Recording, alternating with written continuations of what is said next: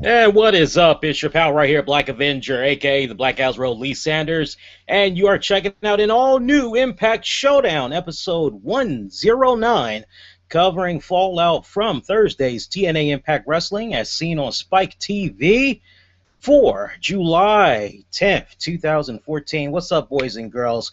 Hope that the week has been very kind to you. And once again, I got to give a shout out to the DC, Maryland, Virginia area. Looks like we had got hit with another thunderstorm watch. It was looking pretty bad over here uh, for the first couple of hours, but it kind of looks like now it's kind of calmed down a little bit, or at least so we hope. Hopefully, the worst of the storm is over. I actually have the news playing in the background, so for those of you that's in the DC metropolitan area, you're not in front of your TV right now. Maybe your cable power is out right now because of the storm.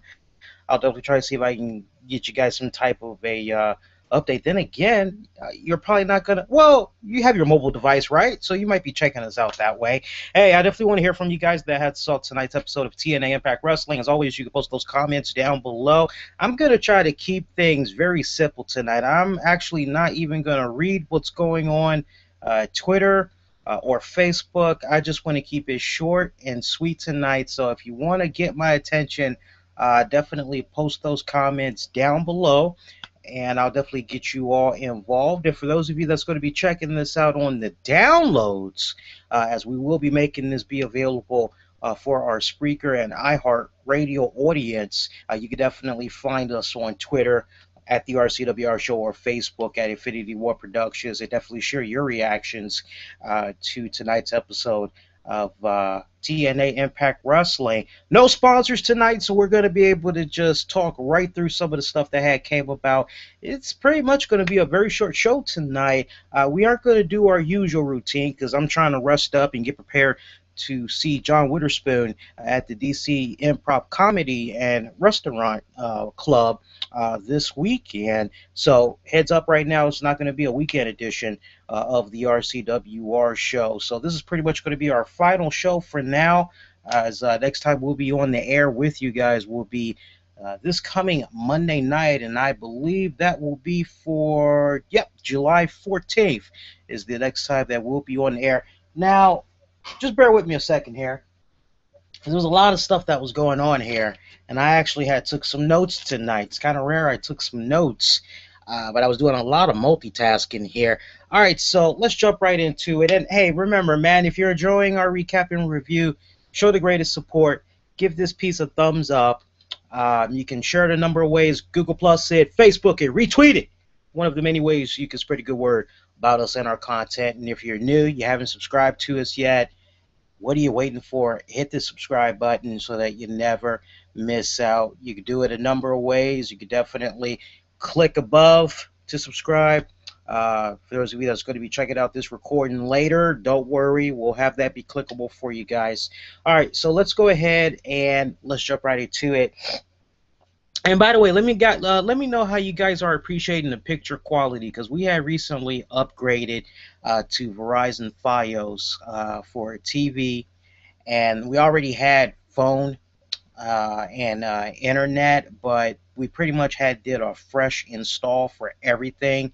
And I've been noticing nothing but good things since I've been playing around with the internet all week. Let me know if you guys are experiencing any type of lagging at your respective ends. For those of you that have great superior internet connection, those of you that have it, I want to hear from you guys. I don't want to hear from you guys that got like typically 2-3 bars and you're like, wait, it's still kind of lagging, because it's probably your server. Okay, I'm talking to the ones that consistently have full strength signal bars. All right, I want to hear from you guys. All right, so tonight's episode of Impact Wrestling, new sheriff in town, Kurt Angle. He's the new general manager, day-to-day director of wrestling operations for TNA Wrestling. He pretty much has set the tone for tonight's episode, which I must say, it's been a really, really good minute that I've been able to really stay focused on a 2-hour block of TNA Wrestling, to the point that I'm not even really tweeting that much. I'm not checking emails. I'm just kicking back, literally having my mind just be blown away with what I'm watching. And I got to say, TNA has just been on a really good roll the past couple of weeks with their programming, as finally, beginning next Thursday, we're going to be seeing everything that has come about from the New York City tapings at TNA Wrestling is going to be looking to make its return to New York City come April. Oh, correction, I said April. Sorry, guys. Long day. August, they're going to be coming back. Looks like they're going to be out there from the 5th to the 7th. And I like the tone that Kurt Angle had set tonight with this particular episode, taped last week or a couple of weeks ago, as he said that there was going to be 20-man battle royal to determine who's going to be a new #1 contender to take on Bobby Lashley for the championship on next week's episode of Impact, which is going to be in New York City. And he also had talked about how all the other championships, with the exception of the World Heavyweight Championship, is going to be on the line on this very episode. And he actually had asked for Willow to come out. And I don't know, for those of you that have done a good job staying away from the spoilers, kudos to you if you have. I definitely was one of those people. I couldn't help but kind of just process him saying, hey, Willow, can you come out? Because I'm saying to myself, okay, I think this is it. I think we're going to see how they're going to try to get rid of the Willow character. And I like the way Kurt Angle had pretty much broke it down. He basically had said, look, I kind of understand why you retreated to Willow. I understand the circumstances that was going on in TNA wrestling, but that time is over. I'm here right now. I'm in charge, and I'm telling you, Willow, you and me, let's be for real, Jeff. You and me, we've had a long history. We go way back, and this 20-man Battle Royal match, it's a great match of significant value, and I definitely want to see you in this match, but not as Willow. I need to see the return of Jeff Hardy. I think Willow has served his purpose. We need to see the return of Jeff Hardy. Will you at least think about it? And Willow has shook Kurt Angle's hand and said, kind of acknowledged to him, yeah, he'll think about it. So that was pretty much the hook, line, and sinker right there, especially if you're a Jeff Hardy fan throughout the whole night, is, okay, so what's going to happen? Are we going to see Willow, or are we going to see Jeff Hardy come back for this 20-man Battle Royal match? We'll get to that later part of the show. Let's just keep blazing through some of the other results that came about. First match to kick things off, and I love the tone that was set immediately after Kurt Angle. And I must say, with regards to tonight's episode, one thing that I really noticed that really stood out at me the most, there really wasn't that many talking segments, probably like maybe I would say maybe 2 at the very least. Yeah, I'm actually going to jump out there. I'm going to say there was at least 2 that I can recall. But the first match that we had saw the Wolves take on Brahm and Magnus for the TNA tag titles. Great opener. I had no problem with this match. Really got me invested. And we should point out that grand total, there was only about 4 matches from tonight's broadcast. So they definitely tried to do their best to put a little bit of time and emphasis on some of these matches, with the exception of one, which I will talk about shortly. We saw the Wolves, Davey Richards, Eddie Edwards, retain their TNA tag team titles over Brahm and Magnus.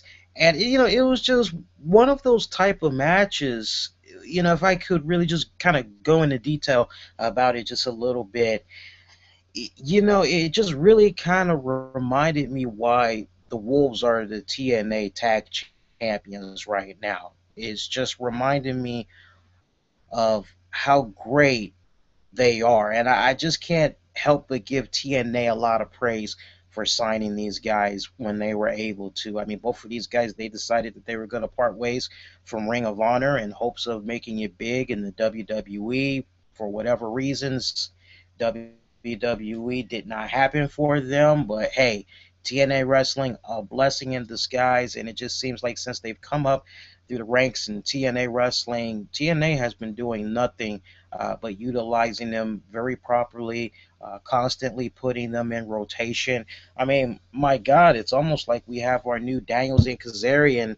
I know for a lot of people that really want to look at this, I know there's those core group of people that are looking at the Wolves and they're saying, these are nothing more than replacements for Christopher Daniels and Frankie Kazarian, and they never want to give the Wolves the time of day.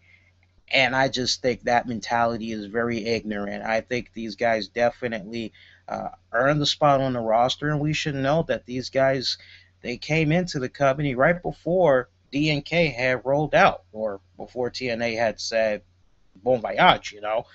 But it would have been great to see what type of long program those two tag teams would have been able to do.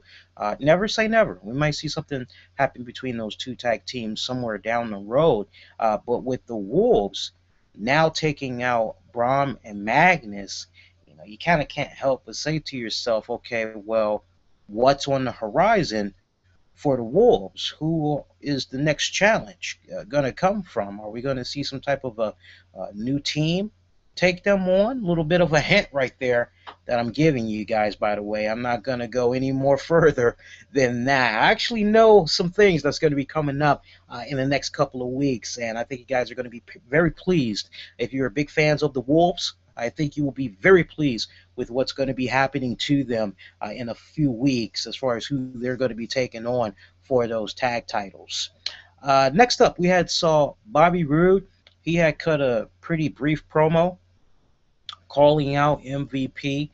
Still pretty ticked off at the fact that MVP was just so power hungry, and he abused the hell out of it by suspending Roode indefinitely, and that Roode basically he admitted to the TNA fans and to MVP that he knows what it's like to basically be consumed by power and all that, because after all, he was the longest reigning TNA champion. That championship had really blinded him and messed up his conscience for a good while. But now we've got this new and improved face, Bobby Roode, if you will, coming out to his whole "he's off the chain" music. And Roode just basically saying, look, MVP, I owe you a ass whooping. Come out here, take it. And it's so funny because last week we saw MVP come out on crutches. And then this week, and we should bear in mind that these are literally the same episodes that was done in one sitting. So if you look right, you can see the same fans sitting in their same seats with the same attire, all that good stuff. So keeping that in mind, last week we see MVP come out and he's on crutches, and this week he's conveniently in a wheelchair. And MVP is basically telling Roode, hey, man, I'm just really in no condition to take you on. My leg is still messed up. My leg is so messed up, I can't even get an MRI done. That's how messed up my leg is. I just am in no position to take you on, especially after the assault that you gave me last week. If anything, Bobby Roode, you actually had further extended my knee injury. And Roode just basically said, okay, whether you're up there or you're in the ring, it doesn't matter to me. What's going to happen right now, I'm going to come out of here. I'm going to come to you. I'm going to beat your ass. And we saw Bobby Roode just slowly walk up to MVP. He kind of got some type of weird vibe that maybe something was going on behind him. And luckily, he turned around just in time as he had saw Kenny King getting ready to hit him. And we saw Bobby Roode quickly shake him off, try to focus on MVP, actually rolled him down the ramp, tossed him out of his wheelchair.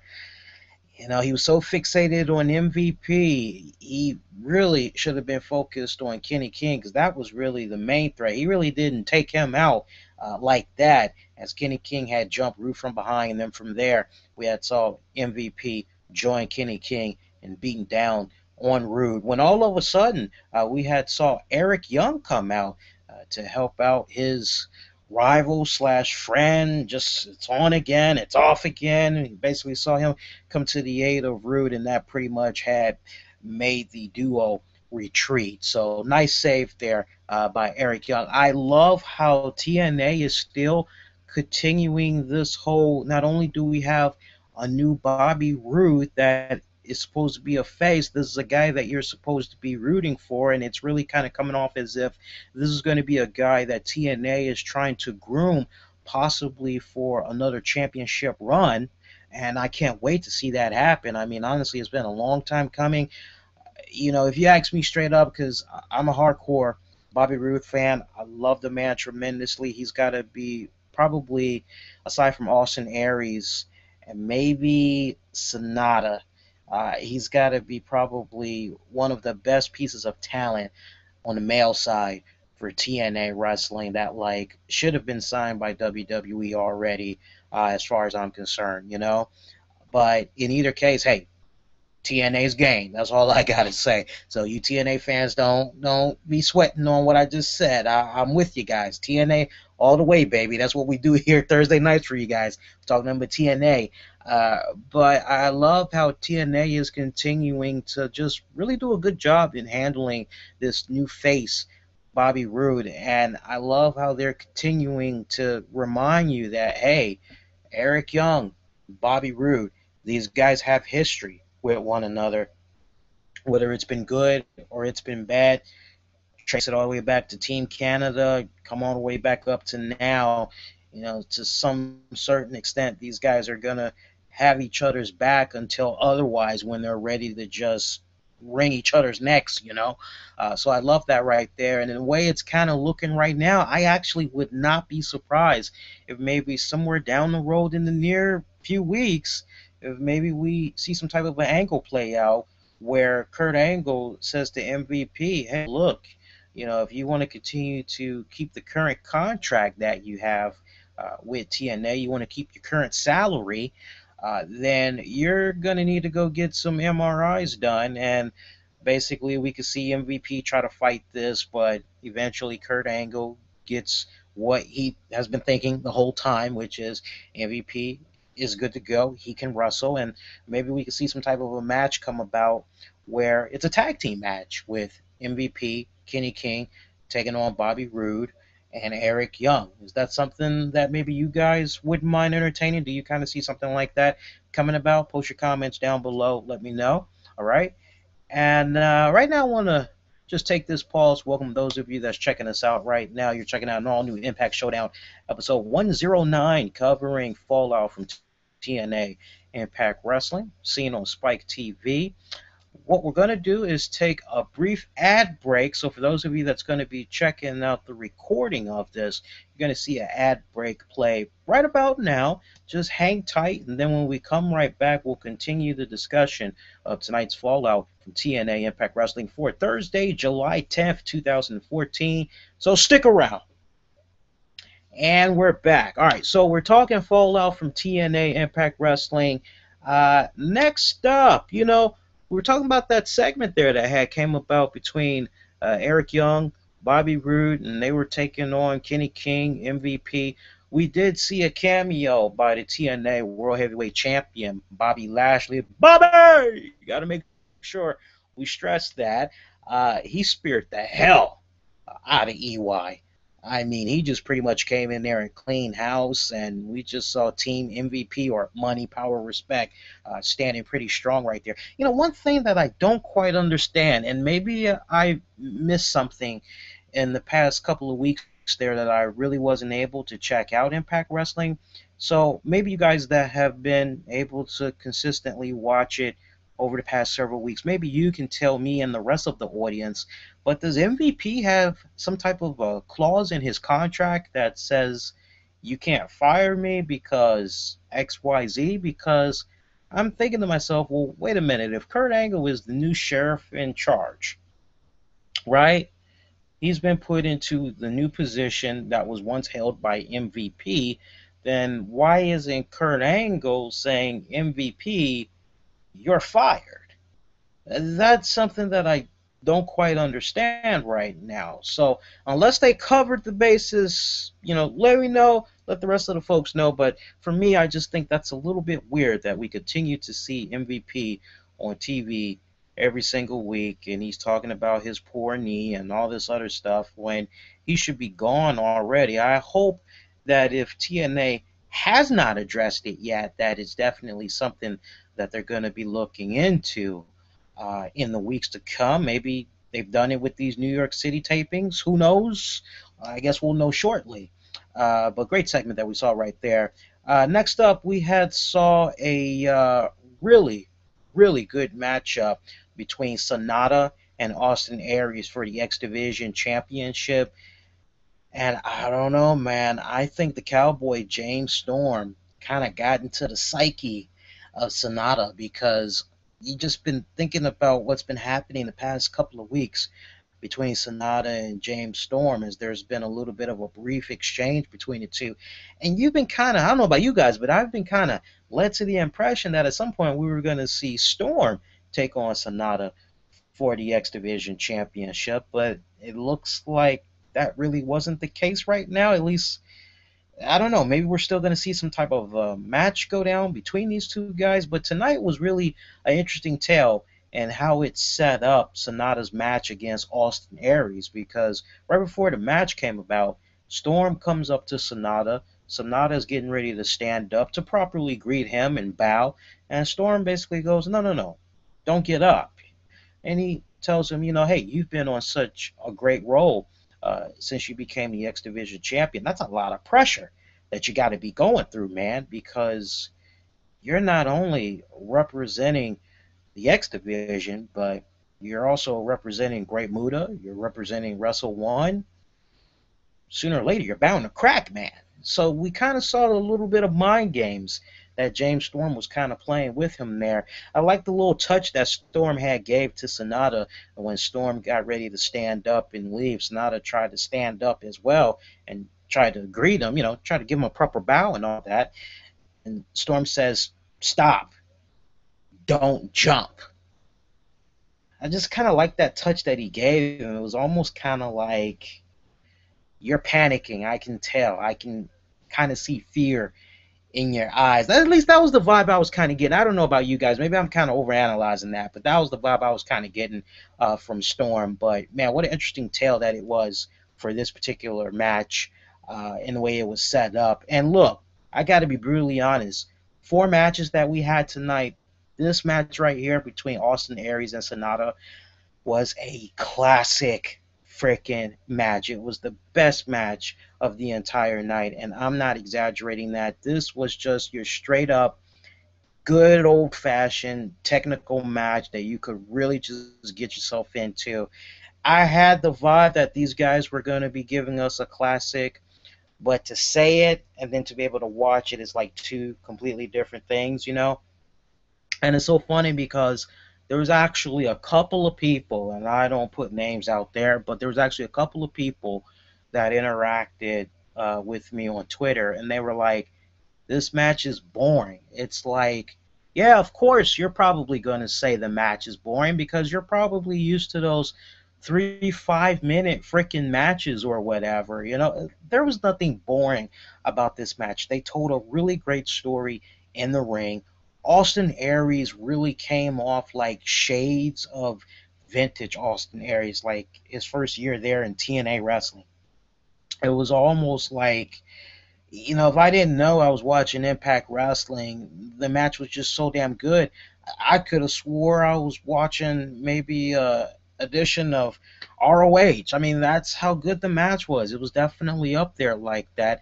Seemed like Sonata this go round, he had some type of a spark up under his ass to like really entertain, and he seemed to be doing a better job than some of the matches that he was doing in the previous weeks leading up to this.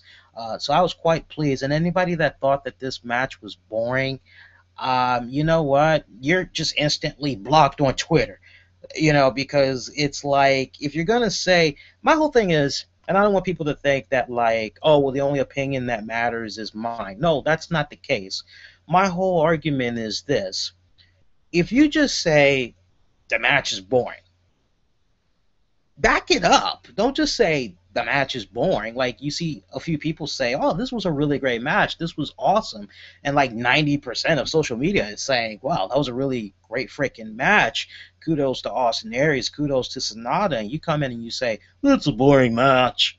Okay, well, genius, why don't you enlighten us and tell us why you thought the match was bad. That's why I love what we do here with you guys every single week, because the way you guys operate, it's like we're one big old family. It's like if we disagree with one another on something, we don't bash, we don't say, oh, well, what you just said, that sucked, because no, you guys disagree, you post your thoughts, why you're disagreeing, and you give very good, insightful answers. And my whole thing is, Twitter is not the place. Let's be for real. Twitter is definitely not the place where you're going to be able to really get insightful. Oh, well, I didn't think about it that way, because, as I always say, it's like 140 freaking texts, and people just sometimes just want to goof around and everything. But for me, it was like the few tweets that I saw responding to what I had to say about that match, and it's just like,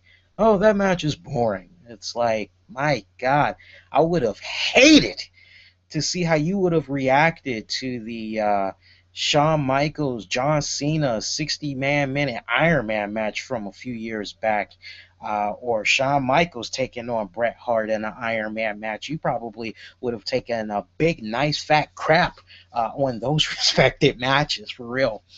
Let's see, what else can we talk about? Not really too much else to talk about, guys. Like I said, there's only like about 4 matches total. One great segment that I really found myself getting into was Bully Ray, Rhino. Shit got real in this segment. No bull. Shit got real in this segment. We saw Bully Ray. He demanded answers. He wanted to know why Rhino had betrayed him, why Rhino gored the hell out of him. I was about to say Spear, but I'm not gonna. No, Spear belongs to some other guys, okay, in another company. Let's give Rhino the proper name for his spear, which is a gore. Bully Ray wanted to know why he did that to him last week, because the two of these guys, they're friends, or they were friends. They've known each other for 20 years. As far as Bully Ray is concerned, he considers Rhino to be a brother. So he doesn't quite understand why he did him like that. And he wanted answers before he kicked his ass. And so Bully Ray standing there. We got Rhino, Ethan Carter III, Rockstar Spud. They're all just standing there.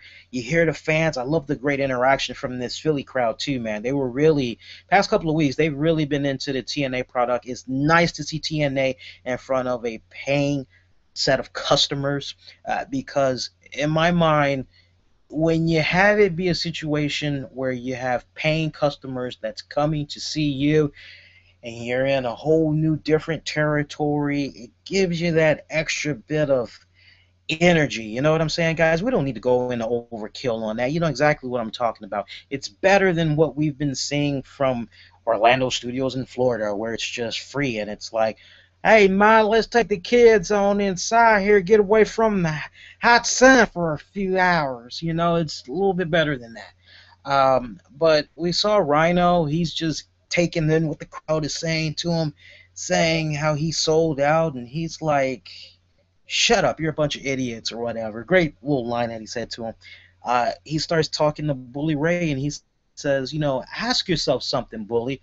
Why isn't Devon standing right beside you right now? You know why?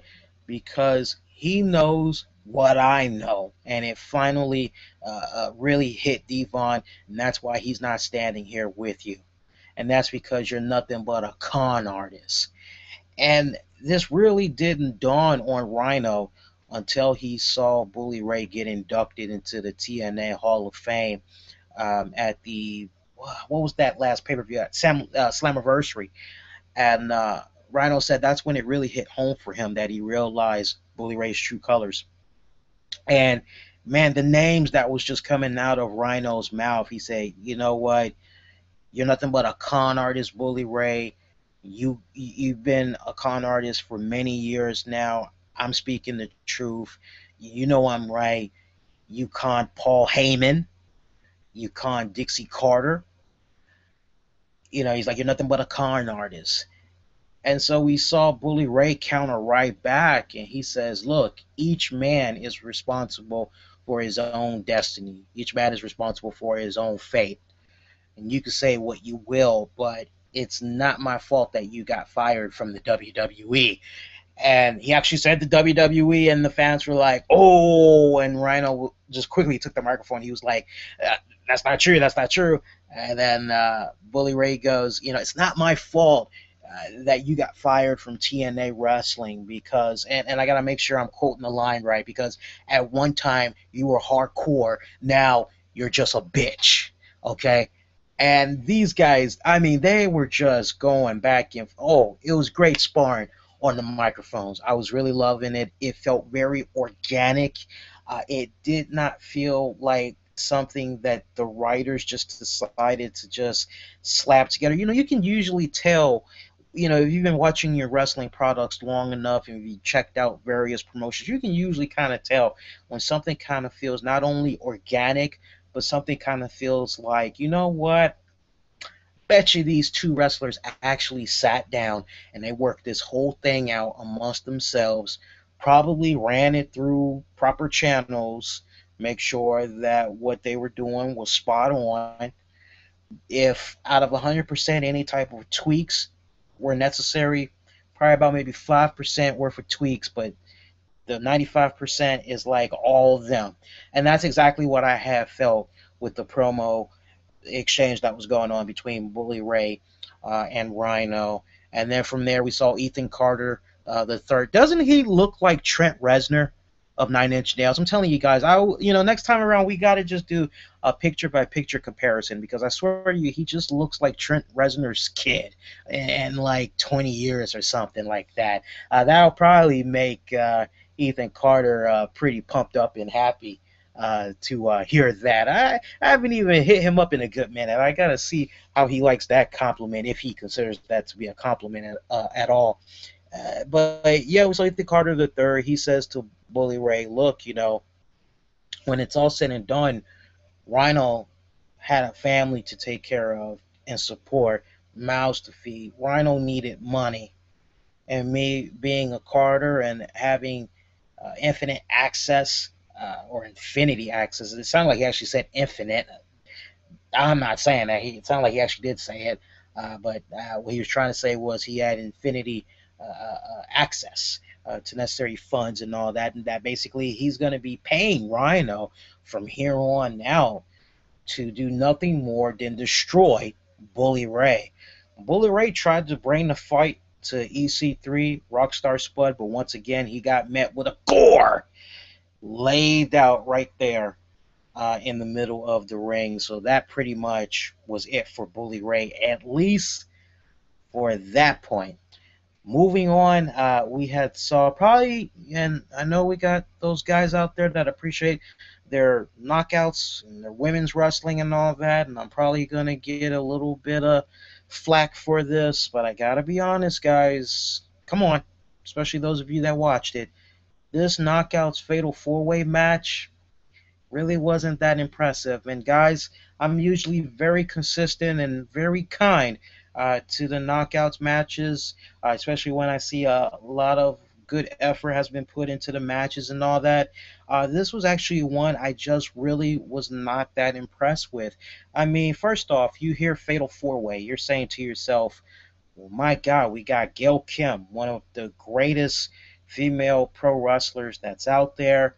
She's defending the Knockouts title against Angelina Love, somewhat decent wrestler. Madison Rayne, somewhat decent wrestler. Brittany, definitely a very good wrestler, and anybody that wants to doubt that, you need to be checking out some of her work from Shine Wrestling. She delivered some really classic matches when she was in Shine. Of course, it's one of those type of tales where if you have the right dance partner, then you're probably going to have a really good match. But it kind of seemed like all the girls that she was mainly paired up with when she was in Shine, she really delivered some very solid matches, which no doubt ultimately is what led to her getting signed by TNA Wrestling in the first place. Some may argue that her matches have been a little bit so-so since she's been up the main roster. That's really not her doing. There's only but so much responsibility she can take. Ultimately, it's on the hands of the booking team, creative and all that, and the writers. But you just hear fatal four-way knockouts match for the knockouts title. You can't go wrong, right? Well, unfortunately, I mean, first off, this match was like about maybe 5, 7 minutes long, and I really didn't see that much from any of the girls. No disrespect to them, I appreciate them trying to entertain, but it was really Gail Kim and Brittany that was kind of carrying most of this match, doing all their little spots and all that. And in the end, it just pretty much ended on everybody doing their finisher. So, I mean, Angelina Love, she does her little lethal Botox, lethal injection, whatever the hell she's calling it. Gail Kim does the eat the feed on Angelina Love. I mean, everybody's just doing finishers. And it's like passing them out like Halloween candy. And pretty much that's how Gail Kim was able to retain her Knockouts Championship. I would have settled on just Gail Kim taking on Angelina Love one-on-one with Velvet Sky banned from the ring. There was one fun fact that we did find out with regards to this whole thing about knockouts and all that. There was actually a really cool backstage segment where Velvet Sky and Angelina Love were pretty upset that they weren't able to sweet talk Kurt Angle or referee Stifler into making a couple of changes to the match that would go in favor of the beautiful people. And Velvet Sky, she delivered a funny line. She said, and the thing is, they're real. They're damn real. And it's kind of like, wow, all this time I was under the impression that they were fake. So learn something new, you know. My mama always said, you know, when a girl is fake, if you see the circular lines on the top. And this guy is saying they're real. Who'd have thought? You know, hey, I've dated a few women with nice small waists like Velvet Sky over the years, and it turns out they're real. They're damn real. But I don't know, for some reason I was under the impression that Velvet's, well, you know. But hey, I'm sure that makes you guys even more happier, right? Right. You're checking out a edition of Impact Showdown, episode 109. Your host right here, Lee Sanders. We're talking Fallout from TNA Impact Wrestling. If you're enjoying our recap and review so far, go out of your way and leave those comments down below. You can also give this piece a thumbs up. You can share it a number of ways by Google Plusing it, retweeting it, Facebooking it. Great way to spread a good word about our content. And if you haven't subscribed yet, I'd love to have you subscribe so that you never miss out on all the great content that we do for you here on a weekly basis. All right, so we talked about the knockouts match.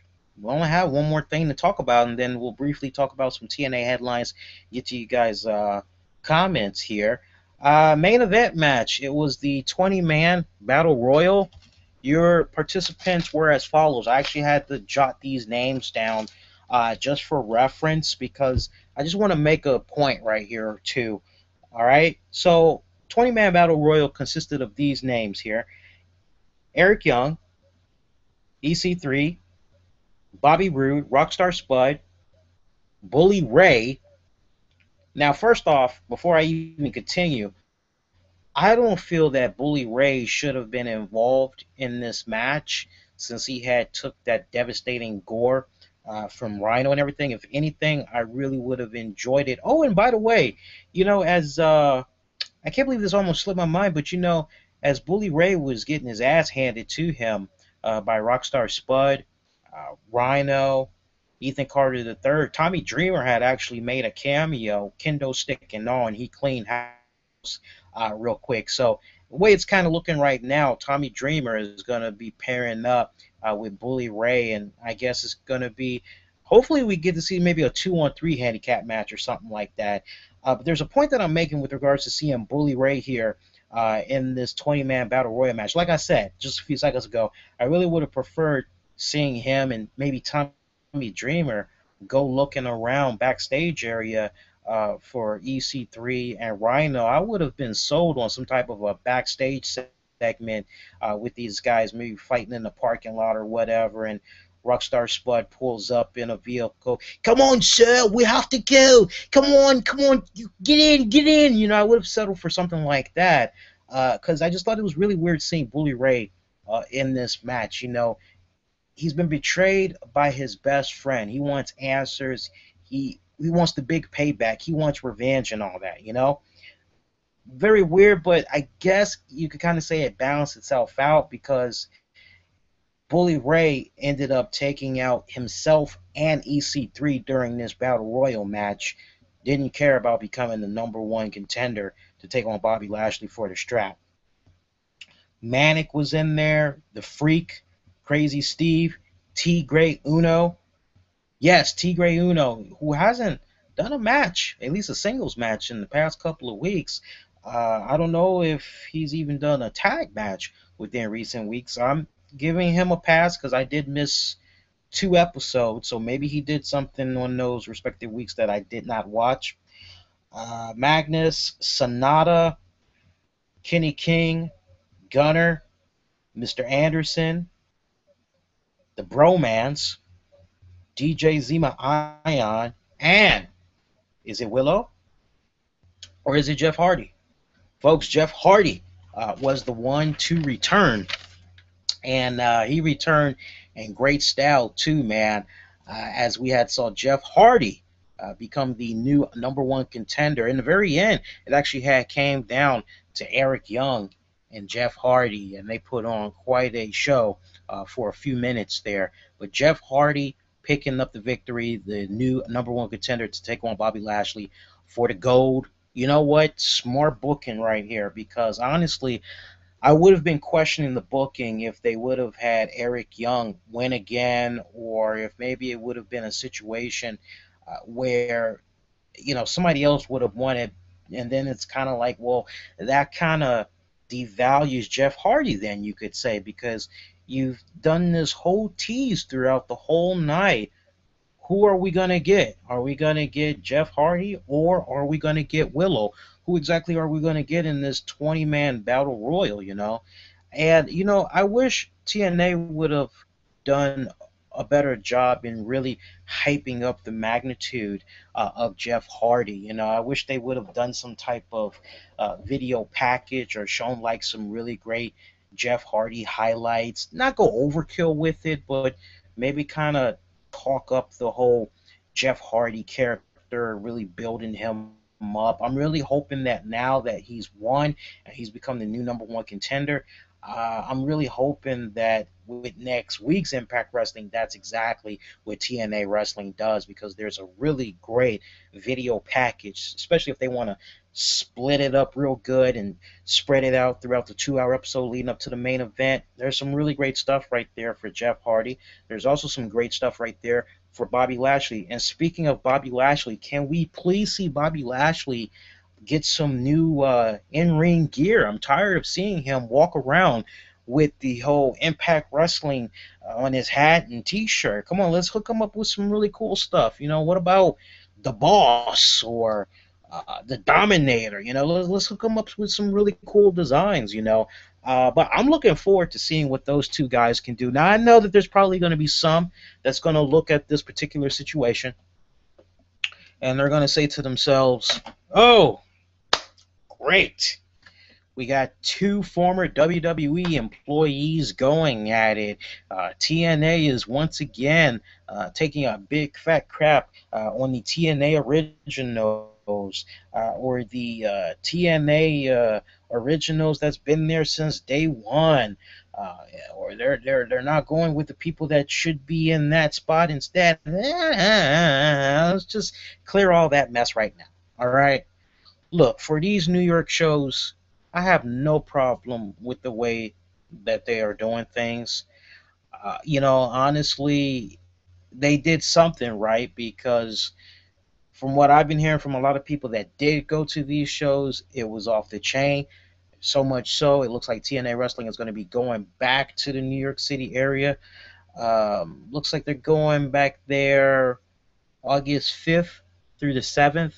I've got no problem with them relying on the Jeff Hardys, the Bobby Lashleys.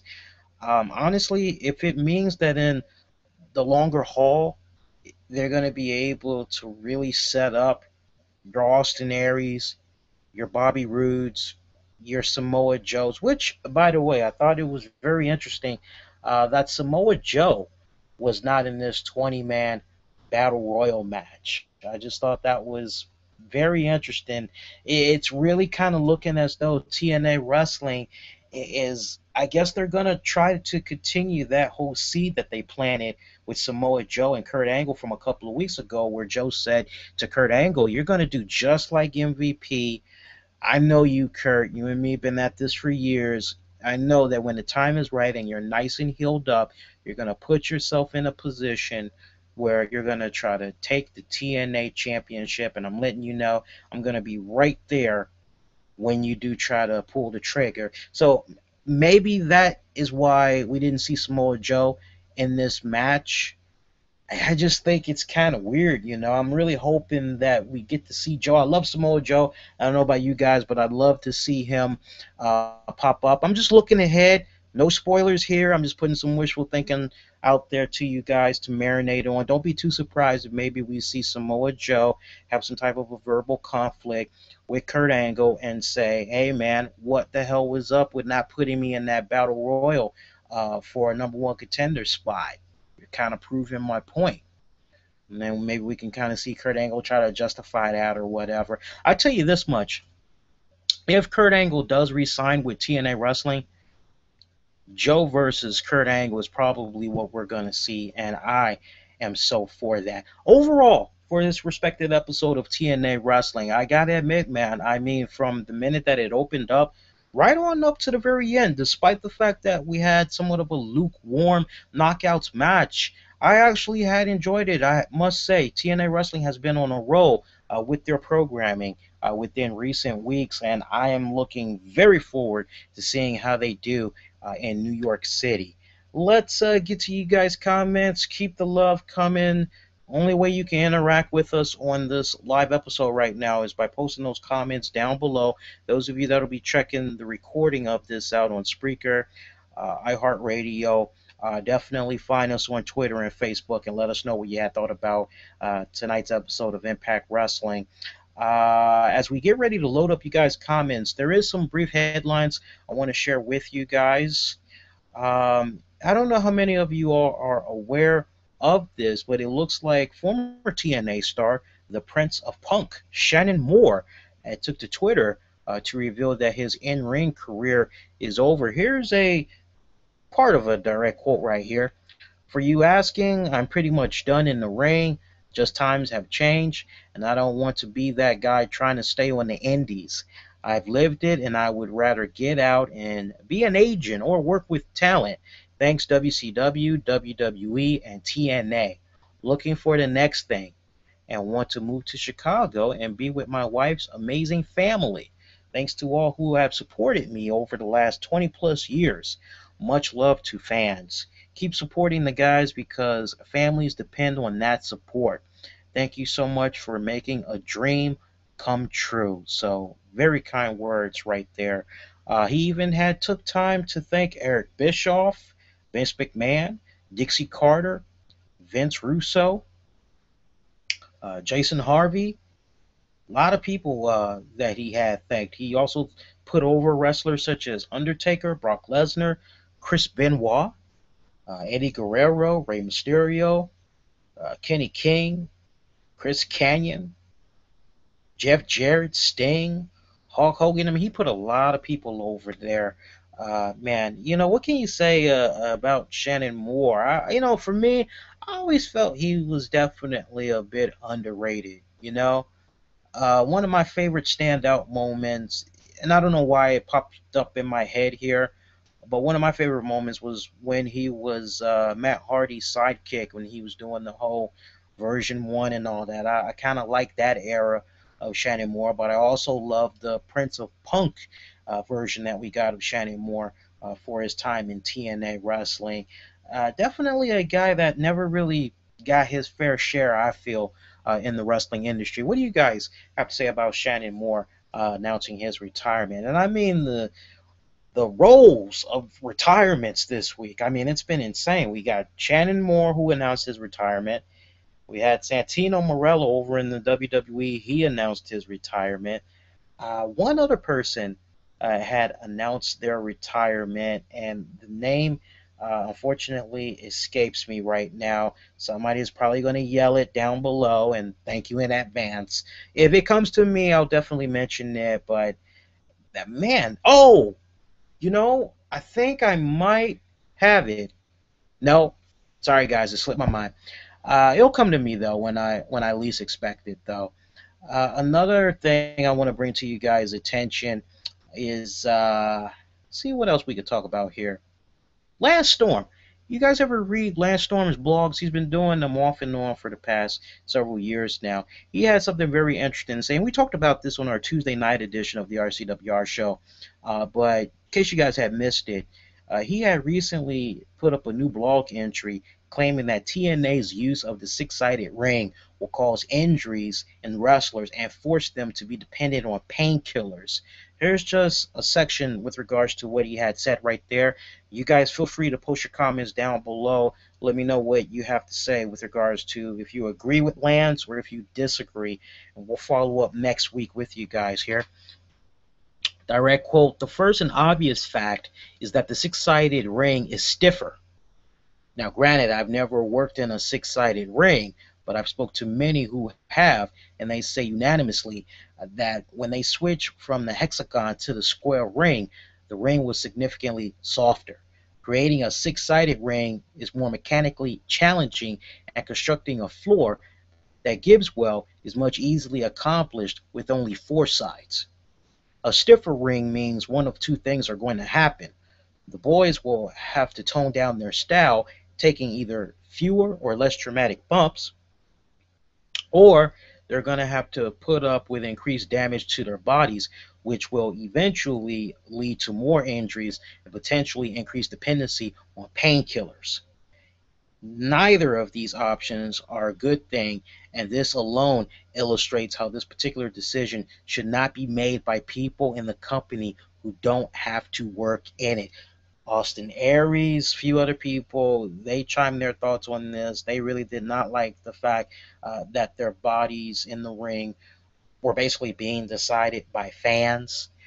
And I know there's this silly-ass rumor that's going around created by PW Insider that TNA Wrestling, they had beat Jeff Jarrett and Global Force Wrestling to the punch with the six-sided ring because they didn't want for Jeff Jarrett to bring it back, because apparently this was something that maybe Jeff Jarrett was going to be bringing back. And I call that a bunch of BS, because last year TNA was talking about bringing back the six-sided ring.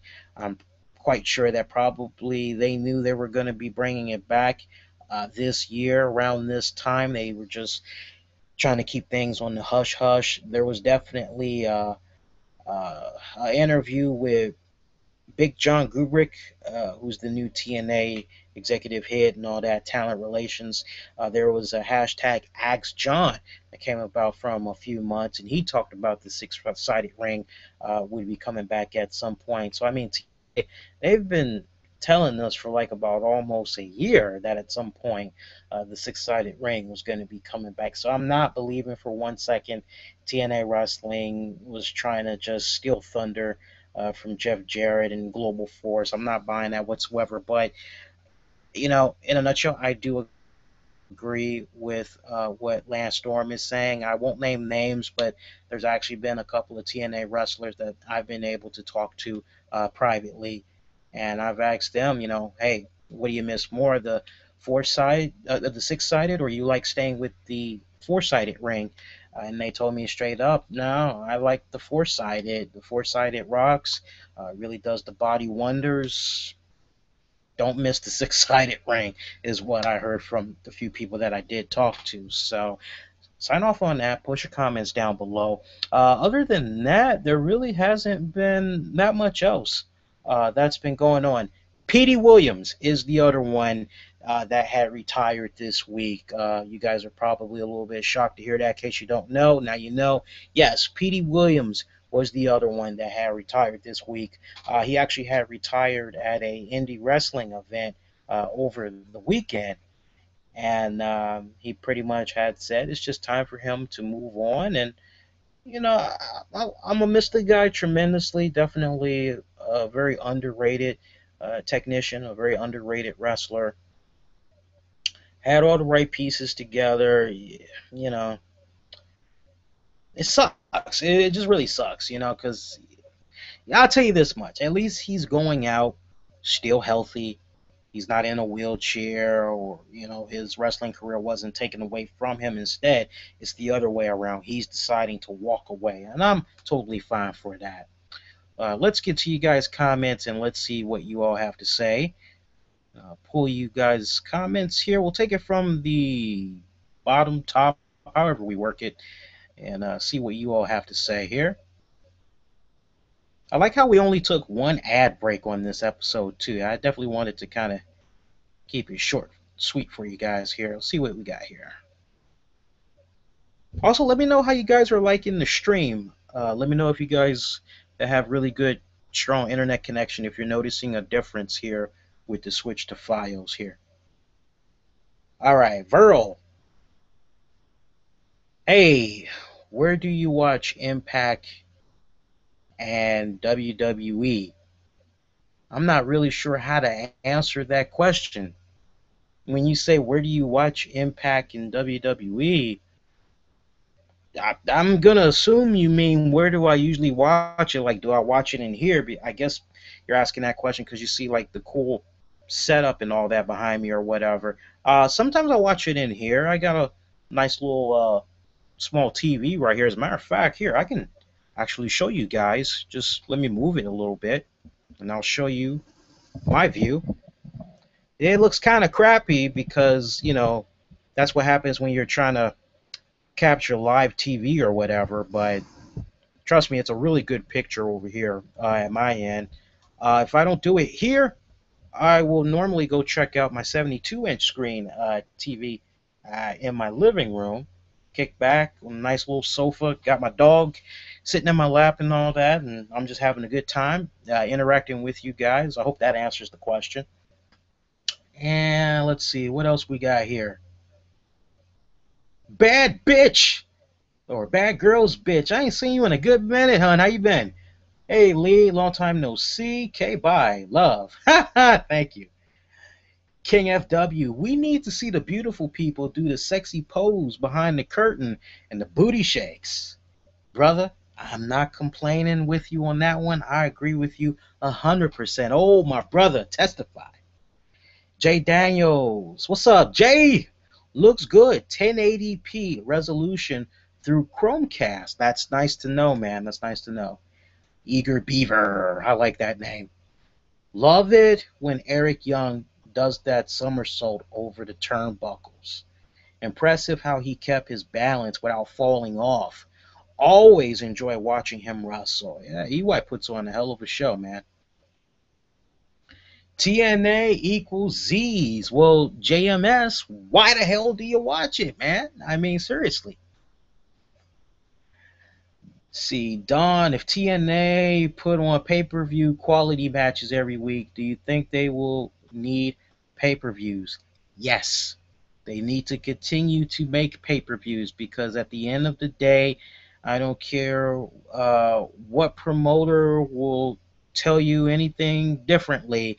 At the end of the day, it's all about the money. It's all about the fettuccinis, man. Okay, and when you do good at the house shows, when you do good with the pay-per-views, you need those. Every single wrestling promotion needs those house shows. They need those pay-per-views because it's basically setting up, putting more eyes on their product. And when you're able to get more eyes on your product, that means you ultimately are going to be bringing in more revenue. At least that's the way the formula is supposed to work.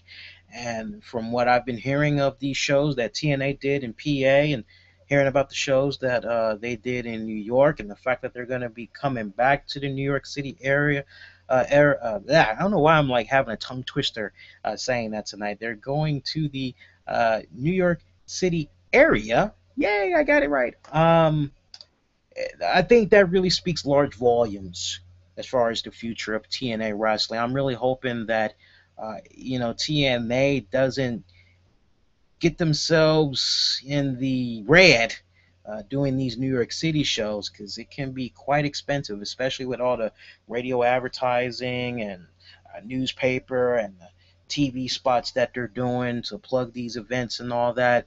I don't want them to be in too much red. At the same time, I know they're trying to do everything they can to pull all the stops to really impress the hell out of Spike TV so they can get some type of a new deal. But if I am TNA Wrestling, there is a very interesting idea that I would pitch to TNA as far as putting the power in their court as far as content and trying to figure out where their new home is going to be. I've said it here and there over the past several weeks, couple of months. If anything, I'll probably say it again, but next week. I think those of you that have been with us this long, you've checked us out past several months, you know exactly where I'm getting at. You can probably piece it together. Eric, I only was able to catch the ending Battle Royal, and I don't get the ending. Why are they pushing Hardy again? Is just to get the butts in the seats, or longer term plan? I wonder. Just theory. We have top tier Road Runner in the picture, and sound seem, huh, Eric? What the hell are you trying to say, brother? Let's try that again, man. See if I can help you out here. I was only able to catch the ending of the Battle Royal, and I don't get the ending. Why are they pushing Jeff Hardy again? Is it to get butts in the seats, or a longer term plan? I wonder. I got that. Just theory. Got that. We have top tier Road Runner and the picture, and oh, okay. You're telling me that the picture is good and the sound seems clear. Okay, I got you, man. Thank you. I don't know why it seemed kind of, maybe it's just my eyesight. Maybe I'm getting old. I don't know, but that looked kind of funky towards the end there, brother. But I appreciate that. No, you bring up a very, very good question, man. Honestly, yes. Yes, the short answer, yes, is to put butts in the seats, is to make sure that those New York City shows go very well. I mean, come on. Let's not tease you guys. I'm sure you guys know. You just don't know the results, but TNA reached out to Matt Hardy. You see they reached out to Rhino. There's two other guys that TNA Wrestling had reached out to, and I'm not going to drop those names for you guys because some of you may not know, but I'm hoping that by now you definitely had at least knew about Matt Hardy and Rhino.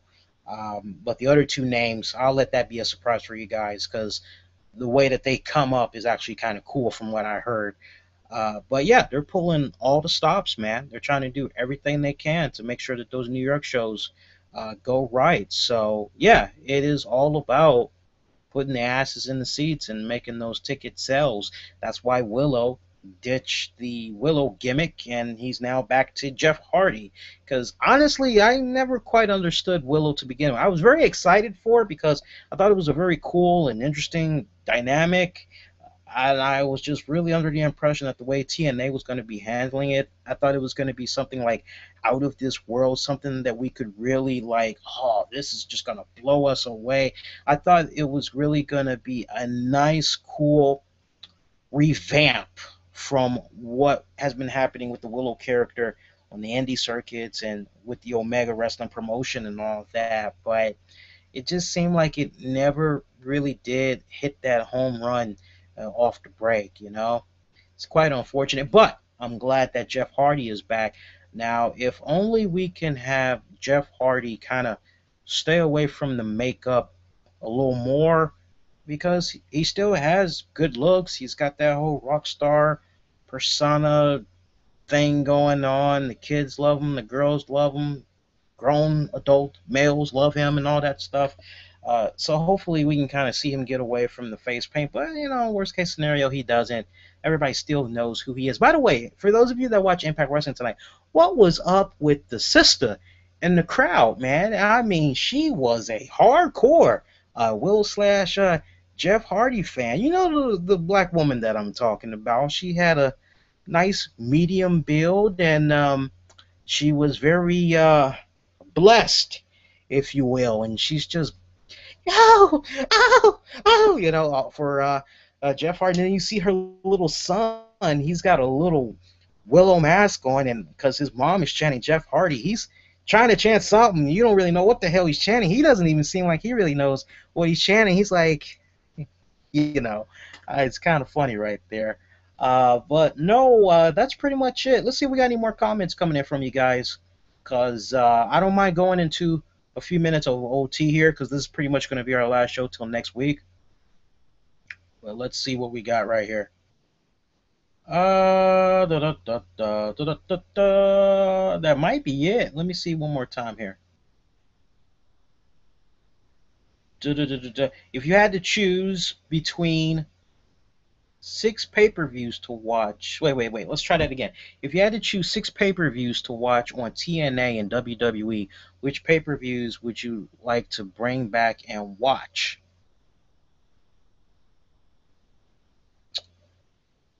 I hate the whole TNA and WWE. I don't like talking WWE on Thursday nights. Thursday nights I'd like for it to just really be about TNA. I actually will probably be one of the rare people that will say, with regards to TNA, what pay-per-views they should bring back and all that, I actually like the way that they're doing it, quite honestly. I have no problem.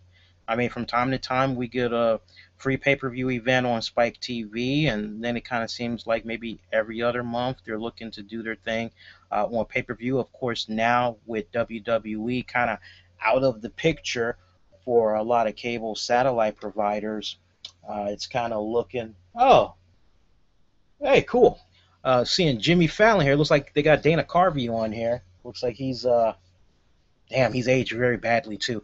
No, I don't have a problem with TNA, with their current pay-per-view lineup whatsoever. I think it's very smart the way that they're doing it. And like I said, with WWE making their exit not by nature, by force rather, it creates a great window of opportunity for a lot of wrestling promotions. Definitely Ring of Honor able to slide on in there. TNA Wrestling can definitely slide in there as well. But for the record, I like it as it stands right now with TNA Wrestling. If anything, I would like for them to do more of these championship showcase nights, if you will. I think that they got something golden right there. Kind of do it, once a month. Kind of do it the way that they did it under Hulk Hogan's watch and all that. And that's pretty much going to do it. That's all the comments I'm going to get to you guys for now. If I didn't get to your comments, have no fear. I'll definitely respond to you guys probably in the wee hours of the night or sometime tomorrow. All right, so quick programming note. There's not going to be a weekend edition of our Saturday RCWR show, because I'm actually going to be checking out comedian John Witherspoon at the DC Improv Comedy and Restaurant Club. I'll have a full review of my experience at that event on our Tuesday night radio edition of the RCWR show. But for those of you that might be still looking for our Tuesday night edition of the RCWR show from earlier this week, like on the downloads, Blog Talk Radio is having some weird server problems right now.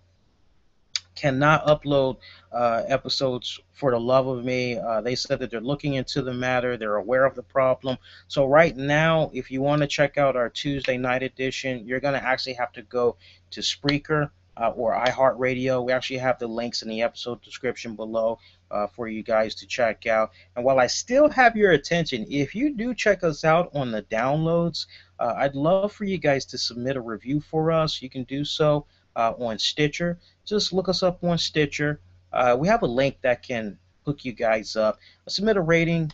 submit a review. Let us know how we're doing, and we'll definitely do our best to give you an on-air mention next time we're on. That's part I like about that, man. It's free. You don't get no silly pop-ups. It only takes a couple of seconds. And plus, if you're like really enjoying our content, it really helps to spread the word. Let other people know what you like to check out. Not to mention, it helps us get the opportunity to become more findable in the Stitcher search engine and all that good stuff. So do that. Let me know if you do that. If you know the links, Twitter, Facebook, and all that, and I'll definitely give you guys a shout out. And that's pretty much going to do it. All right, so our next show will not be until Monday, July 14th. We'll be coming on after Raw goes off the air, 11:15 p.m. Eastern or sooner. Join me for that. I'll actually be flying solo. No Titus Machiavelli on that episode. He's away on personal matters. But he has a very interesting poll up at his website. Go show that some love. Check it out when you guys get a chance. And that is going to do it. All right, boys and girls. I wish all of you all to be safe. Be kind to one another. A very good night and good morning. And one more time, if you haven't hit that subscribe button, man, what are you waiting for? Hit that subscribe button right now so you never miss out on all the great content we do for you guys here on a weekly basis. That's going to do it. Everybody, take care.